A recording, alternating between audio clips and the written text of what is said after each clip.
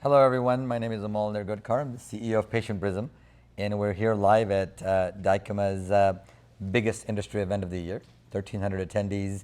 And Patient Prism really has the honor of having a studio here to talk to all the amazing people in dentistry who are making such a big impact on all aspects of dentistry, not from DSO leaders to industry partners to people like Adam. Who've created companies that are truly going to shape the next 10 years to 15 years and 20 years in dentistry. Obviously, Adam Schulhof is CEO of Grin. Welcome to the show. Thank you so much. Thanks for having me. Absolutely, and Adam and I just met. I've obviously heard about Grin for a very long time. So tell us a little more about, for people who have never heard, what Grin does. And we'll talk more about it because this technology interests me a lot.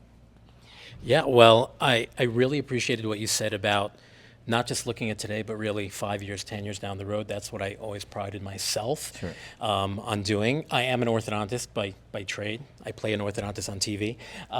And I was always looking, even from very, very early on, when I first got out of my residency, not at the market today, but really what the trends are, where it's going. And I mean, we know how much has happened in dentistry over the course of the last 20 years, and in orthodontics with clear aligners and the advent of so many new technologies. Sure. What I've always felt is that the technologies, when we talk about technology, we talk about the tools that we use, but the patient journey has remained the same. Right? If I look at an orthodontic patient journey today versus 50 years ago, it's essentially the same. The patient comes in every X weeks, does the adjustment or gets some new aligners, et cetera. And obviously, today we're realizing how much patients, and we're even now calling them consumers because that's what they are looking for everything instantly from their mobile device. They want it fast, they want it quick, they want it the way they want it, right?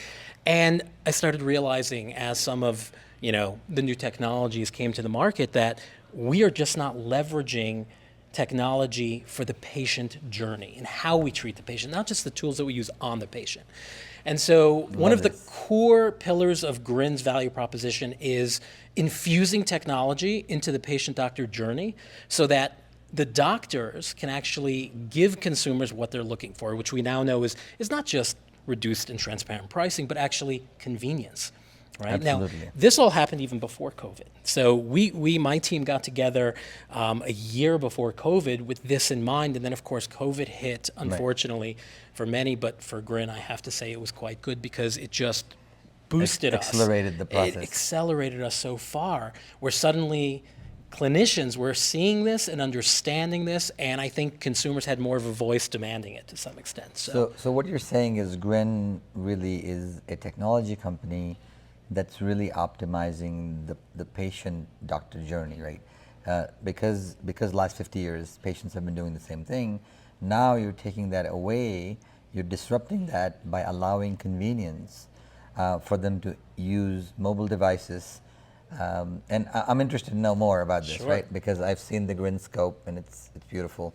Thank you. So tell us, right now, the application of your technology is mainly in the orthodontic space. Right now it is, but we very quickly realized how powerful this could be across all of oral care. And we now have one of our investors is Procter & Gamble, which of course is very, very invested in oral care. Very much so. I use Crest. There we go. That's right. And they've seen our vision, right? And they understand that the consumer at home is somebody that dentistry at times fails to actually be able to acquire to some extent. And then through that process, really tying together the provider, some product, the consumer, the experience, and healthcare overall. So when we talk about disruption is such a buzzword in the startup world. I like to call it responsible disruption. Right. Because as you mentioned, the Grin scope, I want to enable doctors not just to have like a selfie of a patient smile and then try to figure out something, right? Like telehealth for the sake of telehealth, but rather, if I'm going to be performing any kind of telehealth, any kind of virtual exam of a patient, I want every practitioner to have the kind of view that they would have if the patient was sitting in the chair. It's got to be responsible. It's got to be a real view and giving the doctor every bit of information that he or she needs. So pardon me for my ignorance, and speaking to orthodontists is obviously stressful because I don't know much about it, but I will make some assumptions right now. An orthodontist should be able to do most of the treatment. Let's assume it's clear aligners for now. Yeah. Should be able to do most of it remotely. Absolutely. If they have the right tools, the technologies to see and have the right pictures of the patient's mouth. Absolutely. And when you talk about responsibly, so yes, attachments and IPR, right? The little things that are needed for responsible care. Right. So, obviously lay your hands on, do a real intraoral exam, radiographs, patient comes in, attachments and IPR. Sure. Then it can go completely remote as long as you've planned the case properly and you're really, so it's funny because we have fewer touch points with the patient when we talk about physical touch points, but we actually have more check-ins. More check-ins. And so I actually ran into a patient in the airport coming here, and patient had aligners in and attachments, so I engaged in conversation.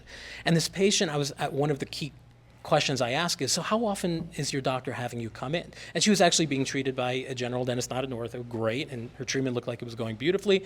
And she goes, well, actually, that's the thing. He pushed me off now to every 8 weeks, but like every time I'm putting in a new tray, I'm actually worried. Am I doing it right? Am I really tracking right? And sometimes we don't realize that patients, they do want some of that It doesn't have to be that the patient wants to go into your practice, but if they were empowered to know, they take a scan, and now through the app it says, you look great, Cindy, keep on going. They're like, yes, keep on going, right?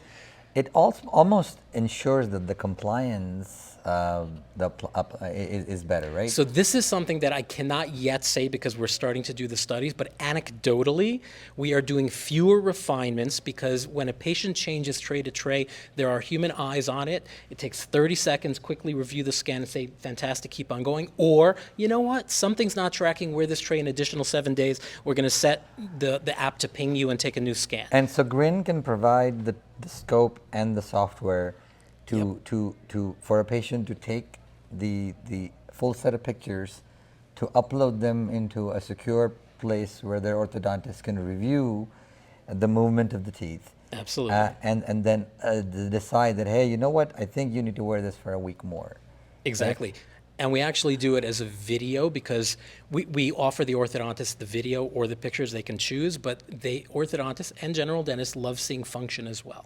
So especially if the patient, for example, has an overbite and is wearing elastics. Right. And you talk about compliance, that has been phenomenal. And it's not even something we planned on from the beginning, right. But whether it's aligner wear, whether it's elastic wear, when the patient knows at the end of the week they're checking in with the orthodontist remotely or the general dentist remotely, right. They're actually doing a better job doing what they're supposed to be doing. And at the end of the day, you could have you seen that you could shorten treatment time? So again, this is where I say anecdotal because we don't want to talk about, we don't have the clinical numbers yet, but this is exactly what we're measuring in a couple of different practices in order to create the white paper. So a technology like yours now will ensure that it will also help with diagnosis. Absolutely. Right? So we have doctors that came to us after we started with the remote monitoring during COVID and said, I have patients that are looking to come in for a consultation. Right. And they can't get in to see me. I don't have enough time because I'm thankfully now there's been this amazing recovery. Right. What we do now is patient goes to the website, puts in their address, downloads the app, we drop ship them a scope, they take a scan of their teeth, it shoots over to the orthodontist side of the platform, the orthodontist can hit one button and do a very quick video explaining exactly what's happening in the patient's mouth. The patient is now empowered remotely. Obviously, we want to get the patient at some point to take any kind of radiography, but now the treatment coordinator can jump on that thread and start talking to the patient, make the patient, whether it's a treatment plan, a payment plan, all of those kind of things. We have had now patients that have signed up for treatment completely virtually before stepping into the practice.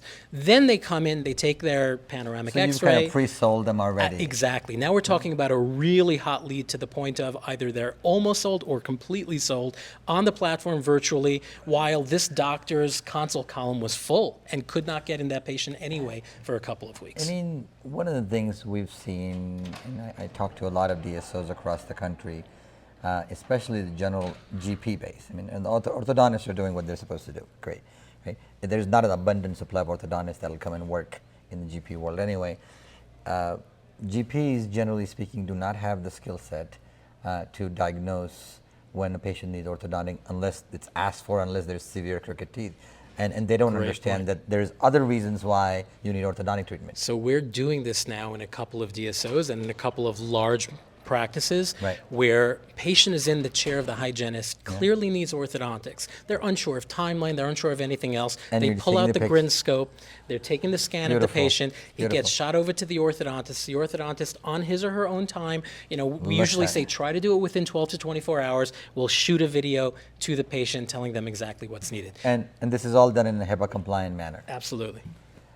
This is fascinating because if we could get if an office, a GP practice could get one extra start a week, it could easily happen, right? You could do a lot more. This is exactly we what's could happening. literally change the aesthetics and the function of millions of people over the next few years by leveraging technology, making it convenient, making it faster, better, and cheaper, and more compliant, and with better results. And all with the responsibility that they have when they're under the care of a real doctor.